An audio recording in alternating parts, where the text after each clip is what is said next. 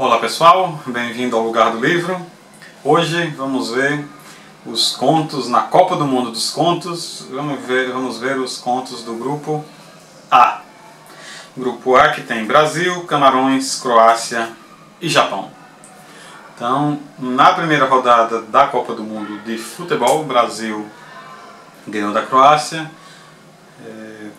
com alguma contribuição do árbitro, e o México ganhou do Camarões, apesar da sabotagem do árbitro.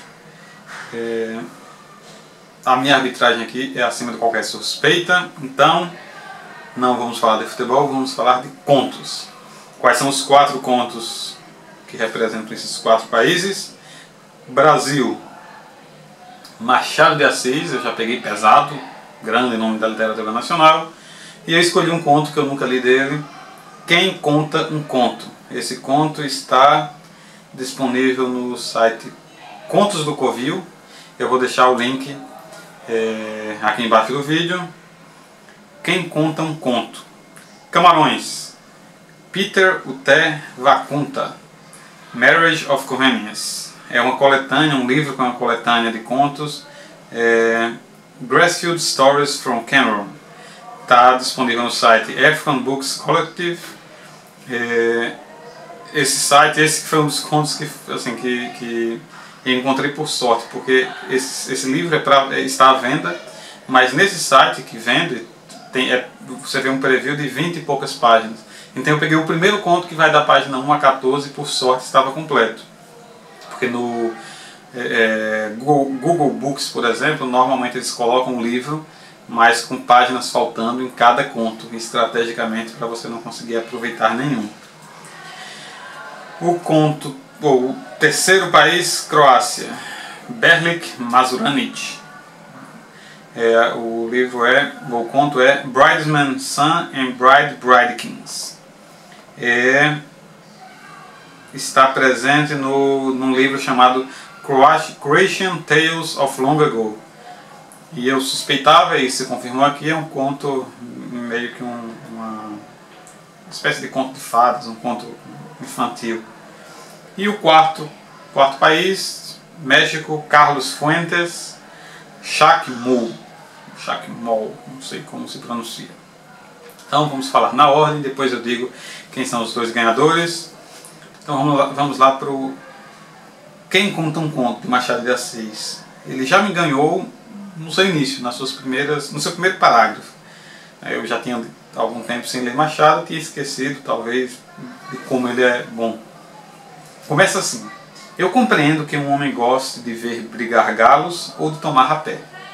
O rapé, dizem os tomistas, que alivia o cérebro. A briga de galos é o Jockey Club dos pobres. O que eu não compreendo é o gosto de dar notícias. E aí ele começa a questionar o leitor, né? Quantas pessoas não conhecerá o leitor com essa singular vocação? Ele não é um tipo muito vulgar, mas também não é muito raro. Não é noveleiro quem quer, é um ofício que exige certas qualidades. Então ele começa com esses prolegômenos, explicando de que se trata a história que ele vai contar. Que é a história de um homem que se sentiu orgulhoso por ser um grande entregador de notícias, ou assim, o seu prazer era dar notícias de primeira mão, apesar de não ser ele um repórter. Então, esse sujeito, ele não só dava as notícias, ele sabia como preparar, como dar notícia com quem não quer nada, e ele se mete numa ligeira enrascada. Ele faz uma introduçãozinha, um conto mais ou menos curto. E um determinado dia ele chega a um determinado local onde tem um grupo de pessoas, algumas ele conhecia, outras não. E ele já chega daquele seu jeito. O nome desse sujeito é Luiz da Costa. Ele chega no lugar, aperta as mãos de algumas pessoas, saúda outra que não conhece e começa. Então fugiu a sobrinha do Gouveia? Disse rindo. Que Gouveia? Disse um dos presentes. O Major Gouveia, explicou Luiz da Costa. E aí todo mundo fica muito calado e olharam de esguelha para o 5º personagem, que por sua parte olhava para Luís da Costa. Então aí você já consegue imaginar quem era esse quinto personagem. Era ele, o Major Gouveia. Então o conto, a história do conto é como essa curiosidade e o título dá uma pista do que vai acontecer, né? O Major Gouveia toma as dores, porque ele disse que essa é uma história mentirosa, porque a sobrinha dele está vivendo em outra cidade, muito longe dali, inclusive está prometida em casamento. E aí arrasta esse Luís da Costa para puxar limpo de quem foi que você ouviu essa história. Ele conta, foi de fulano. E eles empreendem uma jornada longa e cansativa, sem almoçar, até chegar no fulano. Quando chega no fulano, o fulano diz que na verdade ouviu de Beltrano e que é um pouquinho diferente. O Beltrano já remete a um quarto personagem que a história já é um pouquinho mais branda, e assim vai. Desculpe. E o desfecho, o quase desfecho, daria uma excelente história para falar sobre o jeitinho brasileiro, sobre o homem cordial, sobre o velho com quem você está falando. Mas aí Machado de Assis, gênio que é, ele vai adiante e fecha de uma maneira absolutamente perfeita. O conto ele é fechado de uma maneira perfeita, é muito divertido, é muito bem contado e gostei demais de quem conta um conto. O segundo conto, Marriage of Convenience, conta a história, o título ele engana quem não conhece a história de Camarões, que é o meu caso. Ele conta a história de um sujeito bastante pobre, que mora numa vila bem distante da capital de Camarões. Nessa vila ele vai estudar numa cidadezinha um pouco maior e consegue o título de bacharel. Com esse título de bacharel, ele agora é doutor e tal, ele está apto a conseguir um emprego. E ele é a primeira pessoa daquela vila a ser doutor, a conseguir esse título. E ele resolve, se despede de seus pais, vai para a cidade grande atrás do emprego, mas ele, como ele não conhece ninguém, não tem referência, o pai diz, olha, o filho de fulano, que é daqui da vila, mora lá. Aí, mas eu não sei quem é fulano. Ah, não, mas tem umas passagens muito boas no conto, que eles, mas é o filho de fulano, ele é a cara de fulano, você vai ver, mas pai, a cidade, a capital, tem mais de 2 milhões de habitantes, como é que eu vou... não, mas você vai saber, toda vez que ele vem aqui, ele vem de calça jeans e camisa azul e tênis branco. Ele, pai, tem milhares de pessoas, você vai ver. Ele fala com o sotaque daqui da vila. E aí o rapaz ele vai para a cidade, para ir para a cidade ele tem que pegar uma passagem. O que me chamou mais a atenção antes de eu continuar, porque eu preciso voltar um ponto, é conhecer a cultura de Camarões, conhecer um pouco da história. E não sei o quanto isso é romantizado, mas eu apostaria que reflete a verdade, a miséria que é retratada aqui, porque a simplicidade, a pobreza. A cidade onde eles se formaram, e toda a família foi, na verdade quase todo o vilarejo onde eles moram foi para esse local, fica a 50 milhas do vilarejo deles, ou seja, 80 quilômetros. E como eles voltaram para o vilarejo depois da formatura? A pé. Porque eles não tinham dinheiro, um táxi seria, o que ele diz aqui, seria o equivalente, fretar um táxi seria mais ou menos o equivalente a 1 ano de trabalho do pai dele. E essas e outras realidades, como essa simplicidade do pai, que acha que ele vai encontrar o rapaz porque ele parece com o pai, ou porque ele veste uma camisa azul. A simplicidade do homem, que quando ele chega lá, que aí entra a história do conto, ele chega na cidade e ele vai para um bar procurar o rapaz, e por uma daquelas coincidências do destino que só acontecem num conto, ele acaba chegando ao rapaz. Só que aí entra o título, Marriage of Convenience. Então, em Camarões fala-se 2 idiomas. Os 2 idiomas oficiais são o francês e o inglês, mas no país há centenas de dialetos locais. Mas apesar de oficialmente ter que esse é o Marriage of Convenience, oficialmente, por conta da história de colonização, falasse o inglês e o francês, na capital Yaoundé, fala-se quase que exclusivamente o francês. Na verdade, há muita animosidade, há uma francofonia e há uma anglofobia, digamos assim.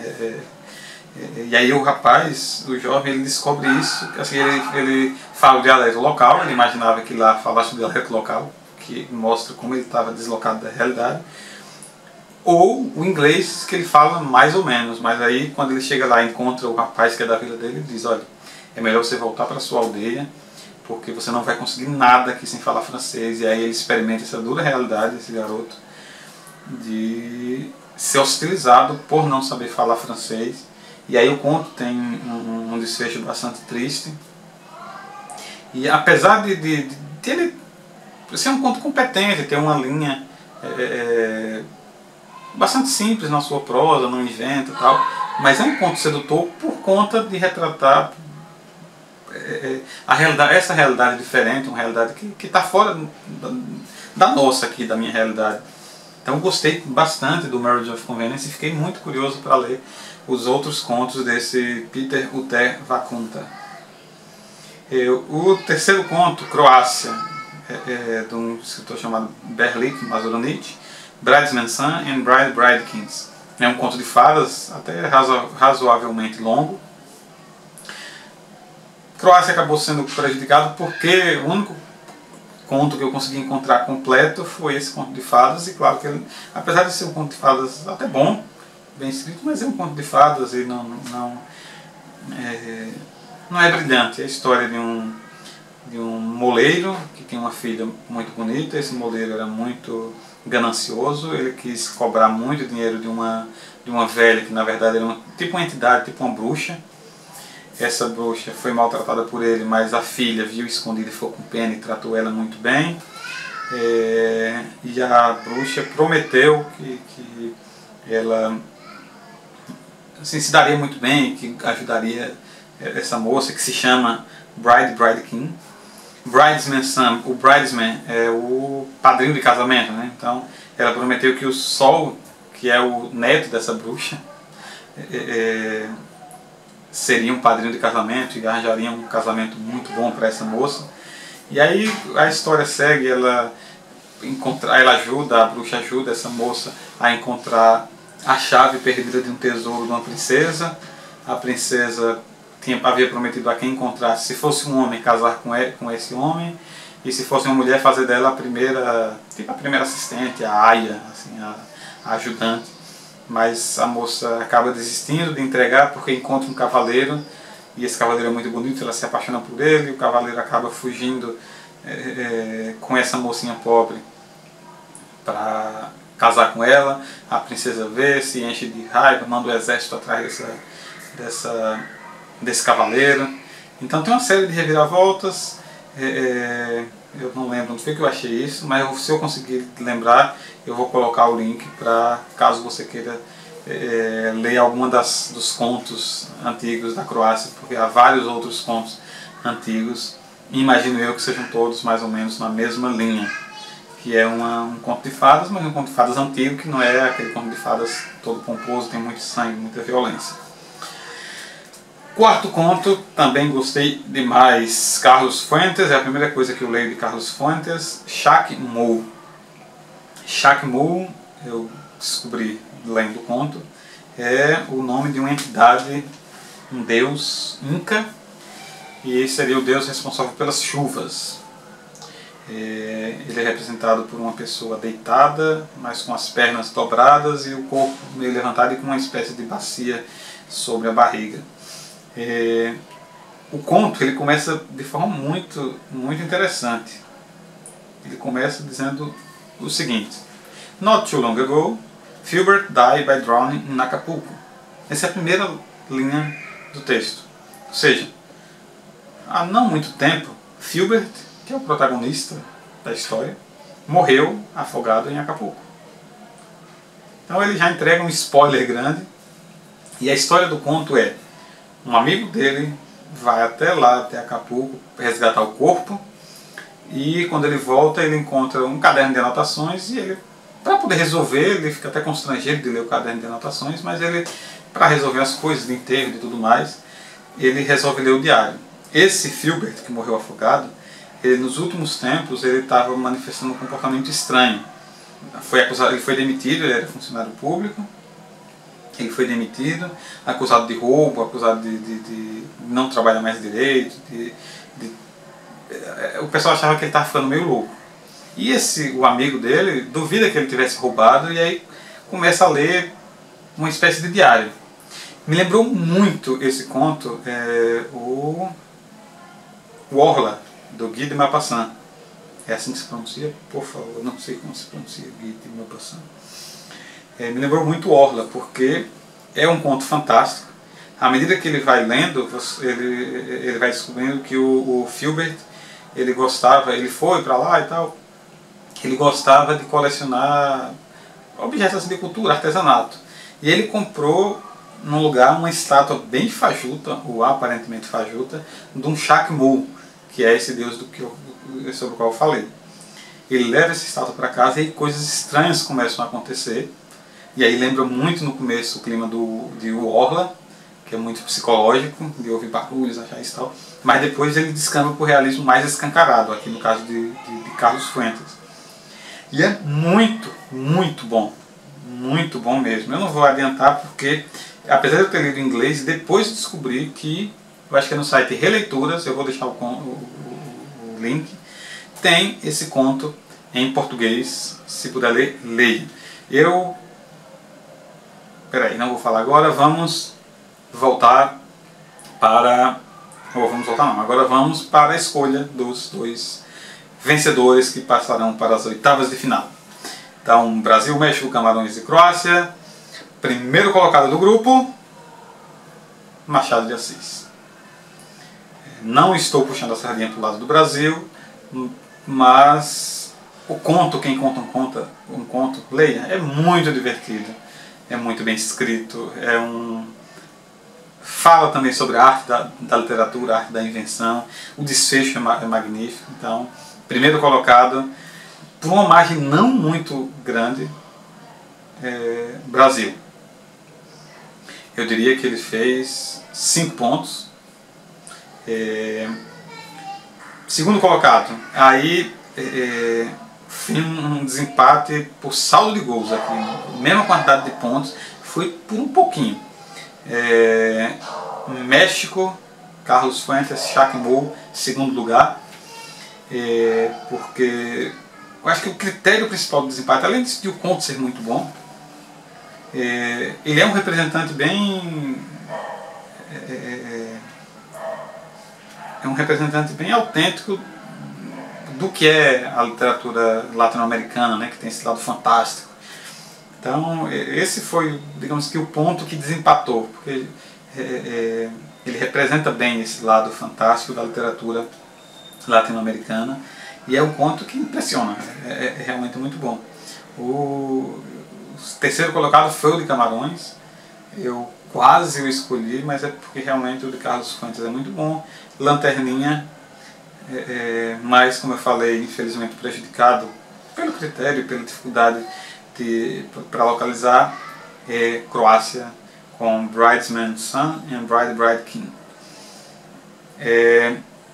Próximo vídeo vai ser sobre grupo B, que teoricamente era o grupo mais forte, né, no futebol, mas a Espanha levou uma sapatada da Holanda.